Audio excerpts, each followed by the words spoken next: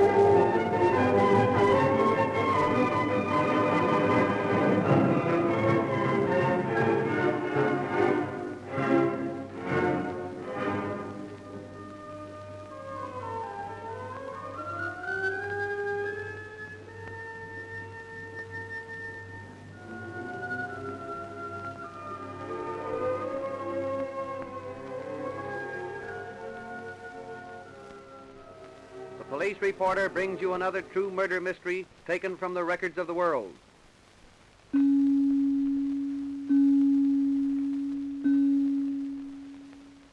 Billings, Montana, the home of Jesse Ingram and his family on North 20th Street. The time, early in the evening on the night of January 28, 1930.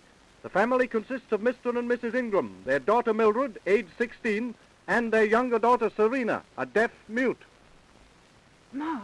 Ma, will you ask him? Oh, ask him yourself. Oh, please, Ma, go on. No, I'm not going to do it. I'm sick of fighting with him. Why, no, he won't let me go if I ask him. You can do a lot more with him than I can. What's all this whispering about? It's nothing. Something you don't want me to hear? No, not exactly. Well, let's hear it then. Well, we're having a high school party and... And you want to go, is that it? Yes. Who'll be there? Oh, everybody in my class. Just girls? I said everybody in my class. That means there'll be boys there, too. You can't go. Oh, please, Daddy. I said no, and that settles it. You know how I feel about you going around with boys? Jesse, what's the harm? Plenty harm. I want Mildred to study and amount to something.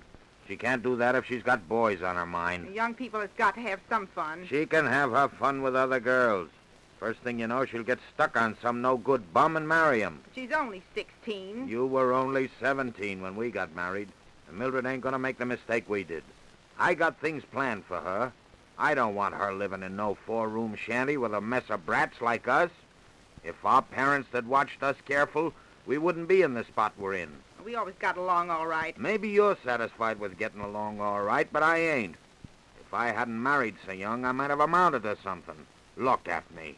A switch tender in the Northern Pacific yards who don't earn enough to support his family. You have to work in a cannon factory so we have enough to live on. Lots of men's wives work. That ain't no reason why I should want you slaving for a couple of bucks a week. That ain't no reason why Mildred should make the same mistake we did. And I'm going to do my best to keep her from making it. Then she can't go to the party? No.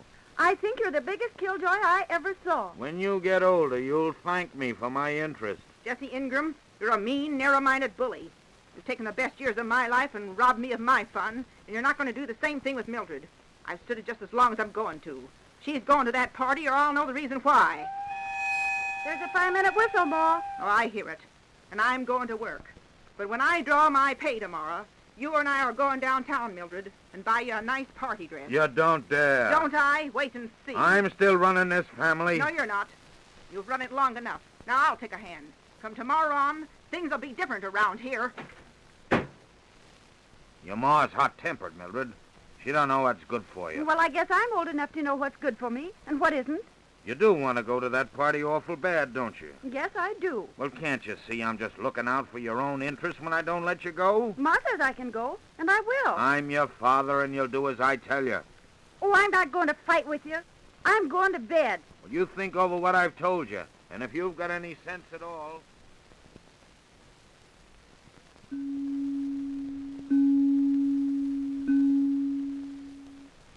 On January 29, the people of Billings read the following in their morning papers. Father and daughter in mystery shooting. Police were called to the home of Jesse Ingram on North 20th Street early this morning, and there found the body of Mildred Ingram, age 16, lying on her bed with her head and body torn by 5 bullet wounds. In another room, the unconscious form of her father was lying on his bed. He, too, had been shot, the bullet entering the base of his skull. Mrs. Ingram was not at home and was later discovered at her mother's house, where she was questioned by the police. You'll have to pull yourself together, Mrs. Ingram, and tell me what you know. Oh, what's the use of all the questions? He killed her. I know he did. Oh, I ain't so sure of that, Mrs. Ingram. It's pretty hard for a man to shoot himself and then hide the gun. Well, who do you think did it? Well, that's what I'm trying to find out. Well, why do you keep questioning me? I wasn't home last night. Where were you? Working on the night shift at the cannon factory. Well, why didn't you go home when you got through working? My husband and me had a fight last night, and I didn't want to go home until I was sure he'd gone to work. But you knew there was something wrong over at your house when I come in here, didn't you? Yes, Well, how'd you find that out? from my daughter, Serena. Didn't she tell you what it was? No, Why not? she can't talk. She's a deaf mute. Can she write? No, but I could tell from the way she acted that something was wrong. Well, then why didn't you go home? I didn't think it was anything serious. My husband was on a rampage, and I didn't want to get mixed up in it again. Well, then this child knows all about it and can't tell us. Is that right? No, I guess so. What makes you say that? Well, she was the only one at the house all night. Come on, you. What are you doing? I'm taking this girl over to the house with me. Hey, what's the matter with her? She's afraid. Well, I'm sorry, but she's the only one that knows what happened, and somehow or other I'm going to find out what she knows. You let her alone. You want to scare her into having a fit? I'm sorry, Mrs. Ingram, but I've got to find out what happened at that house. Well, I'll tell you what happened. My husband killed my daughter and then tried to kill himself. It couldn't be. Your husband couldn't have shot himself. There were no powder marks near his wound, and the gun hasn't been found. Well, I didn't do it. Well, I'm afraid you'll have to find some way of proving that, Mrs. Ingram. Well, you can go down to the factory. They'll tell you I never left my bench all night. Then there's only one person left, Who? your deaf daughter. Oh, she wouldn't do a thing like that. I'm not so sure, Mrs. Ingram. You never can tell about dummies. Oh, you ought to be ashamed of yourself. Blaming such a terrible thing on a poor, unfortunate deaf mute. Maybe so. But I'm going to keep a close watch on her till this thing is settled.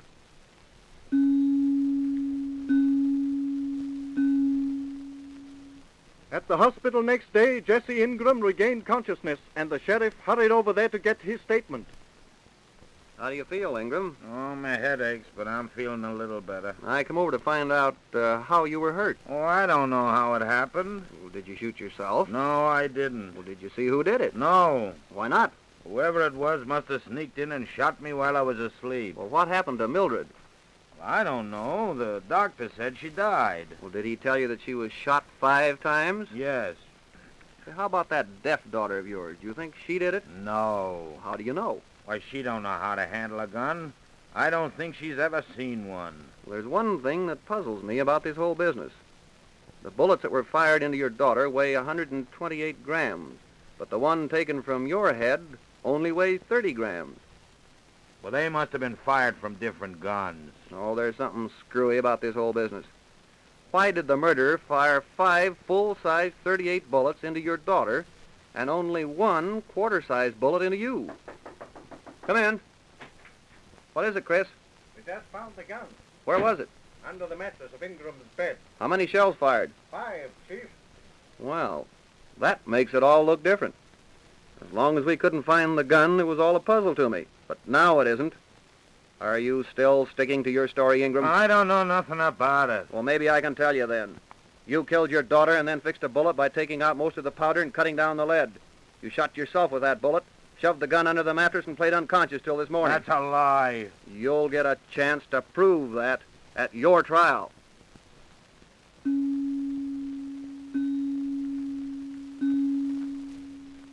But Ingram couldn't prove it to the satisfaction of a jury. He was found guilty of murder, but the evidence being circumstantial, he escaped the gallows and was sentenced to life imprisonment. After he'd served about 2.5 years, he sent for Sheriff Howard. Well, Ingram, what was it you want to tell me? I got something on my mind. It's been bothering me. Well, spill it if it'll make you feel any better. You remember I told you about the fight I had with my wife just before she went to work that night? Sure.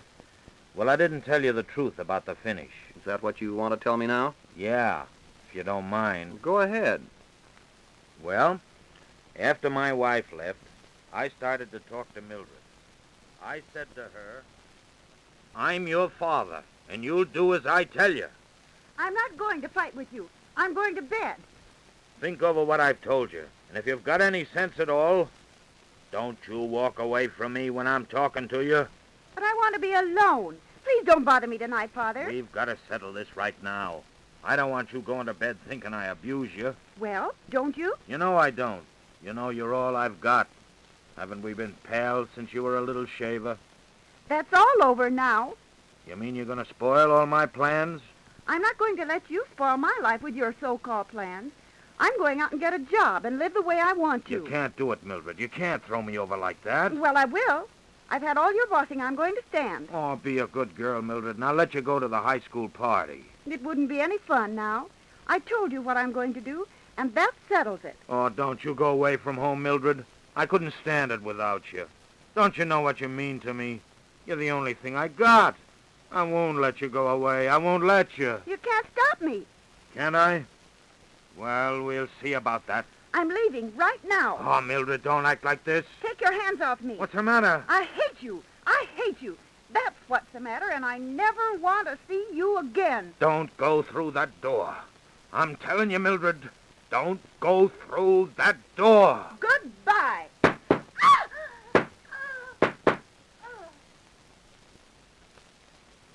And I killed her, Sheriff, and dragged her up to her bed.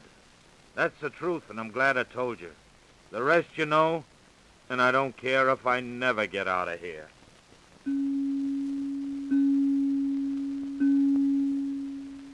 And today, Jesse Ingram sits in the Montana penitentiary waiting for death to release him from his memories and his conscience.